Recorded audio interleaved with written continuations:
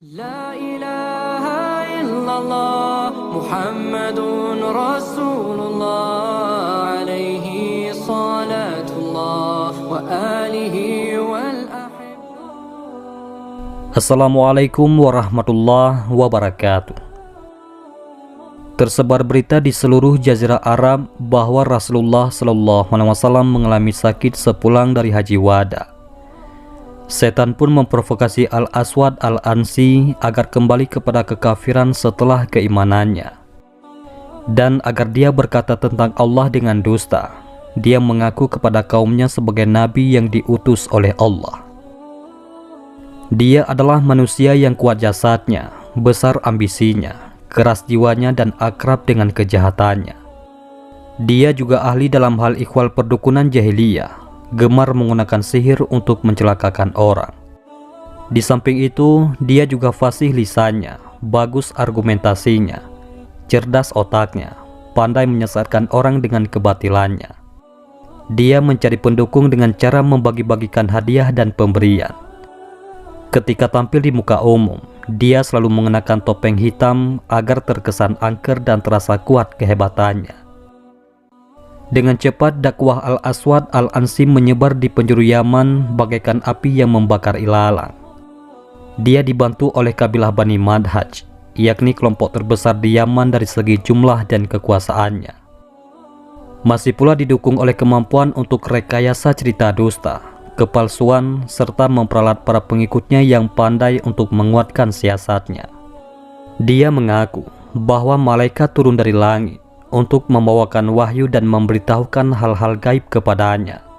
Lalu dia membuat berbagai rekayasa agar orang-orang percaya dengan pengakuannya.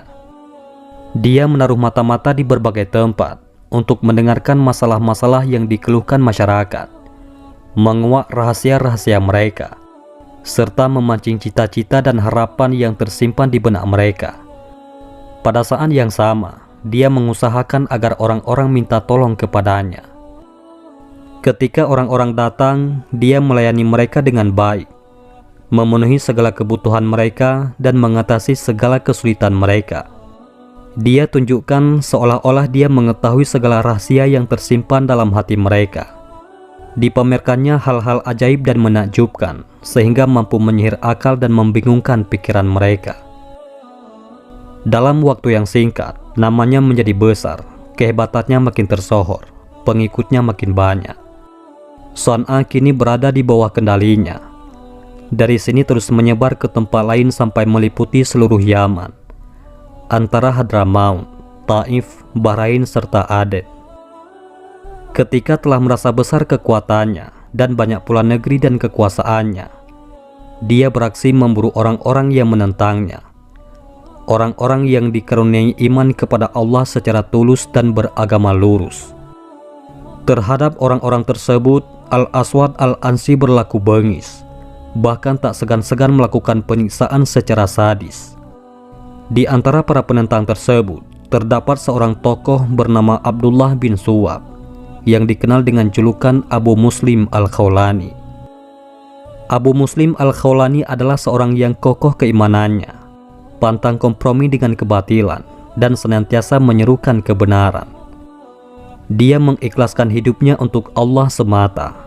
Dia menjauhi kesenangan dunia dan perhiasannya, bernazar bahwa hidupnya akan digunakan untuk mentaati Allah serta mendakwahkan agamanya. Dijualnya murah-murah kenikmatan sementara di dunia untuk ditukar dengan kenikmatan abadi. Tak heran bila orang-orang menyambutnya dengan baik, memandangnya sebagai orang yang suci jiwanya dan mustajab doanya di sisi Rabb-Nya. Beliau sangat mencintai Rasulullah SAW. Namun belum pernah sekalipun Abu Muslim Al-Khawlani bertemu dengan Rasulullah SAW. Karena ketika itu Rasulullah berada di Madinah, sedangkan Abu Muslim berada di Yaman. Al-Aswad Al-Ansi sudah gatal untuk menangkap Abu Muslim lalu menghukumnya sekeras mungkin, agar orang lain yang akan menentangnya gentar dan dapat ditundukkan. Maka dia perintahkan prajuritnya mengumpulkan kayu bakar di lapangan Son'a, lalu disulut dengan api. Orang-orang dipanggil untuk menyaksikan bagaimana seorang ahli fikih di Yaman dan ahli ibadahnya, yaitu Abu Muslim Al-Khawlani, hendak bertobat kepada Aswad dan mengimani kenabiannya. Sampailah pada waktu yang telah direncanakan. Al-Aswad Al-Ansi memasuki lapangan yang telah dipadati oleh manusia. Dia berjalan dengan kawalan ketat, kemudian duduk di atas kursi kebesaran di depan api yang menyala-nyala.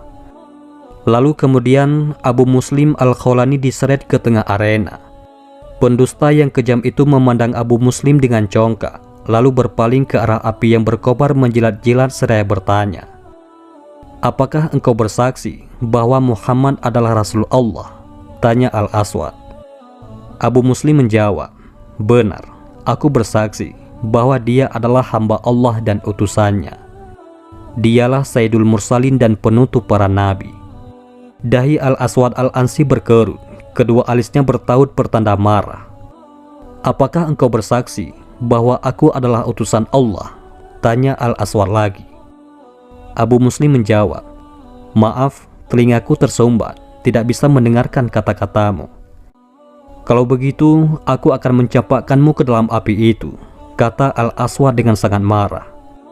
Abu Muslim berkata, "Jika engkau membakar aku dengan api dari kayu, engkau akan dibalas dengan api yang bahan bakarnya manusia dan batu-batu, di bawah penjagaan malaikat-malaikat yang perkasa, yang tidak menentang Allah dan senantiasa mematuhi perintah yang diberikan kepada mereka." Kemudian Al-Aswad berkata, "Aku tidak tergesa-gesa. Aku beri engkau kesempatan untuk menggunakan otakmu. Apakah engkau tetap mengakui bahwa Muhammad adalah Rasul Allah?" Abu Muslim menjawab, "Benar, aku bersaksi bahwa Muhammad adalah hamba Allah dan Rasul-Nya. Allah mengutusnya dengan membawa agama dan petunjuk yang benar. Allah pun menutup seluruh risalahnya dengan risalah yang dibawa oleh Nabi Muhammad SAW." Al-Aswad Al-Ansi meninggikan nada suaranya, dan Abu Muslim dengan santainya berkata lagi, "Sudah aku katakan padamu bahwa telingaku tersumbat, sehingga aku tak bisa dengar kata-katamu itu." Semakin naik pitamlah Al-Aswad Al-Ansi mendengar ketegasan jawaban, ketenangan dan ketegarannya. Dia hendak memerintahkan agar Abu Muslim Al-Khawlani dicampakkan ke dalam api. Tapi tangan kanannya, ataupun orang kepercayaan Nabi palsu, berusaha mencegahnya, seraya berbisik di telinganya, "Anda tahu bahwa orang ini berjiwa suci dan doanya mustajab. Sementara Allah tak membiarkan hambanya beriman di saat-saat kritis. Bila Anda melemparkan dia ke dalam api, lalu ternyata Allah menyelamatkannya, maka semua yang kau bina dengan susah payah ini akan hancur dengan sekejap, karena orang-orang akan mengingkari kenabianmu seketika itu juga. Bila engkau membakarnya dan dia mati, orang-orang akan mengaguminya, bahkan akan menyanjungnya sebagai syuhada. Oleh karena itu, lebih baik Anda melepaskan dia, asingkan saja dia dari negeri ini. Hindarilah dia, engkau akan menjadi lebih tenang dan santai." Nabi palsu itu menerima saran tersebut. Dia membebaskan Abu Muslim lalu mengusirnya keluar Yaman. Berangkatlah Abu Muslim Al-Khawlani menuju Madinah dan sangat berharap dapat menjumpai Rasulullah SAW.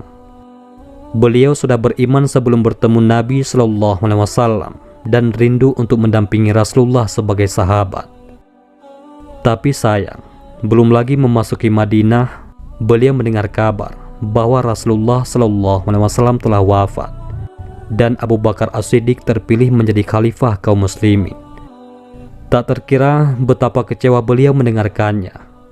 Setibanya di Madinah, beliau langsung menuju Masjid Nabawi. Beliau menambatkan ontanya di samping masjid, kemudian memasuki Masjid Nabawi. Setelah mengucapkan salawat dan salam atas junjungan Nabi besar Rasulullah Muhammad SAW, beliau mendekati salah satu tiang masjid lalu sholat di sana. Usai sholat, Sayyidina Umar bin Khattab menghampirinya seraya bertanya, "Dari manakah Anda?" tanya Sayyidina Umar. Abu Muslim menjawab, "Saya dari Yaman." Bagaimana kabar saudara kita yang hendak dibakar hidup-hidup oleh musuh Allah, lalu Allah menyelamatkannya itu? Tanya Sayyidina Umar bin Khattab. Abu Muslim menjawab, Alhamdulillah, dia dalam keadaan baik. Demi Allah, bukankah Anda orangnya? Tanya Sayyidina Umar lagi. Benar, jawab Abu Muslim. Maka Sayyidina Umar bin Khattab mencium antara kedua mata Abu Muslim. Tidakkah Anda mendengar berita tentang apa yang dilakukan Allah kepada musuh Allah dan musuh Anda itu? Tanya Sayyidina Umar. Abu Muslim menjawab, tidak. Sejak meninggalkan Yaman, saya tak lagi mendengar beritanya. Kemudian Sayyidina Umar berkata, Allah telah membunuh Al-Ansi melalui tangan orang-orang beriman yang ada di sana, dan mengakhiri kekuasaannya serta mengembalikan para pengikutnya ke jalan Allah. Segala puji bagi Allah yang belum mematikan saya sampai saya mendengar tewasnya penjahat itu dan kembalinya penduduk Yaman ke pangkuan Islam, kata Abu Muslim. Segala puji bagi Allah yang memberi kesempatan kepada saya untuk bertemu dengan umat Nabi Muhammad yang hendak diperlakukan seperti Khalilullah, yakni kekasih Allah Ibrahim alaihissalam, kata Sayyidina Umar bin Khattab. Setelah itu Umar bin Khattab mengajak Abu Muslim menghadap ke Khalifah Abu Bakar As-Siddiq. Kemudian beliau berbaiat kepada Khalifah Muslimin itu. Setibanya Abu Muslim, Abu Bakar mempersilahkan beliau duduk di antara dirinya dan Umar. Setelah itu kedua sahabat utama tersebut berbincang-bincang dan mendengarkan kisah Abu Muslim mengenai Al-Aswad Al-Ansi.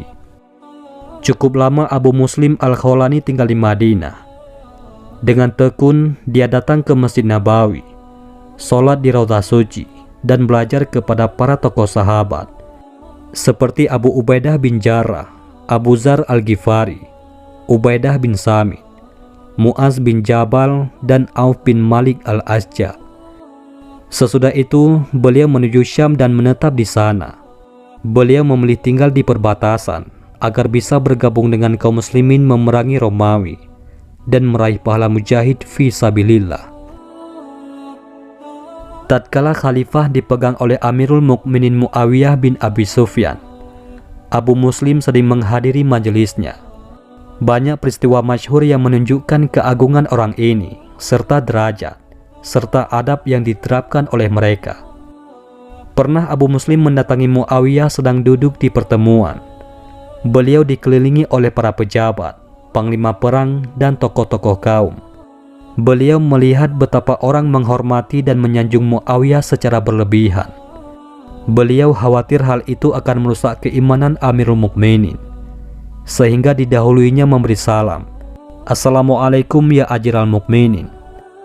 Spontan orang-orang menegurnya, katakanlah Amirul Mukminin. Beliau tak mempedulikan tanggapan mereka dan bahkan mengulangi salamnya, Assalamualaikum ya Ajiral Mukminin. Orang-orang berkata, Amirul Mukminin, wahai Abu Muslim. Beliau tetap pada pendiriannya berkata, Assalamualaikum ya Ajiral Mukminin. Tatkala orang-orang mulai mengecamnya, beliau berkata, Anda adalah orang yang diangkat oleh Allah sebagai pejabat bagi umat. Seandainya orang-orang yang disewa untuk mengurus ternak-ternaknya, dia akan diberi upah besar jika mengurus peternakan itu dengan baik dan rajin merawat, sehingga yang kecil menjadi besar, yang kurus menjadi gemuk, dan yang sakit menjadi sehat. Tetapi jika teledor, tidak mengurusnya dengan baik, sehingga ternak-ternak itu kurus kering lalu mati, maka dia tak akan diberi upah, bahkan akan menerima murka dan hukuman. Oleh karena itu, Anda wahai Muawiyah, boleh memilih mana yang baik bagi Anda dan upah mana yang Anda kehendaki. Khalifah tertunduk mendengarkan, kemudian mengangkat kepala seraya berkata, Semoga Allah membalas Anda dengan yang lebih baik atas perhatian Anda kepada kami dan juga rakyat. Kami mengenal Anda yang selalu memberikan nasihat karena Allah dan Rasul-Nya dan bagi kebaikan kaum muslimin. Riwayat lain mengisahkan, ketika Muawiyah kembali tampil di mimbar untuk berkhutbah, beliau menunda pembagian harta untuk masyarakat 2 bulan ke depan. Abu Muslim menegurnya, Wahai Muawiyah, harta ini bukanlah harta Anda ataupun harta ayah ibu Anda. Mengapa Anda menahannya begitu lama dari orang-orang?" Tanda kemarahan tampak tersirat pada wajah Muawiyah. Orang-orang menunggu apa yang hendak dilakukannya. Dia memberi isyarat agar orang-orang tetap di tempat masing-masing. Sementara dia sendiri turun dari mimbar, berwudu, kemudian menyiram tubuhnya, lalu naik lagi ke atas mimbar. Kemudian beliau mengucapkan tahmid dan tasbih dan berkata, "Tadi Abu Muslim mengingatkan bahwa harta ini bukanlah hartaku atau harta ayah ibundaku. Sungguh tak ada yang salah pada kata-kata itu. Aku mendengar Rasulullah SAW bersabda, marah itu berasal dari setan dan setan berasal dari api. Maka apabila salah satu dari kalian marah, hendaklah segera mandi. Wahai saudara-saudara, pergilah kalian mengambil hak kalian dengan berkah Allah." Semoga Allah membalas kebaikan Abu Muslim Al-Khawlani yang mampu menjadi teladan yang baik dalam menyampaikan kebenaran. Demikian kisah Abu Muslim Al-Khawlani, seorang tabi'in yang tak mampu disiksa oleh nabi palsu karena ketaatannya kepada Allah Subhanahu wa Ta'ala. Wallahu a'lam bishawab. Mudah-mudahan ini semua bermanfaat. Assalamualaikum warahmatullahi wabarakatuh.